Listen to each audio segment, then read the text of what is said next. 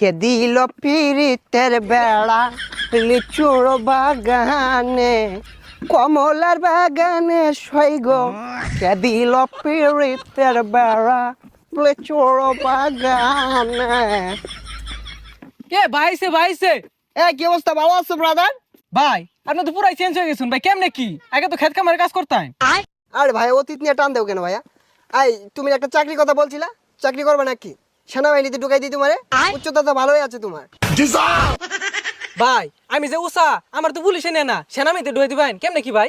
আরে সমস্যা নাই, সেনাবাহিনী আমার কাছে ছোট ভাই। তুমি যদি 2 ফুট চাও তাও তোমারে ঢুকাই দিব না মানে চাকরিতে। আচ্ছা ভাই ঠিক আছে, একটা চাকরির ব্যবস্থা করে দিন যে। এই ভাইয়া দাঁড়াও, একটা ফোন দিই। হ্যালো কদম আলী, এই মুড়ে আমার গাড়িটা নিয়ে আসো তো।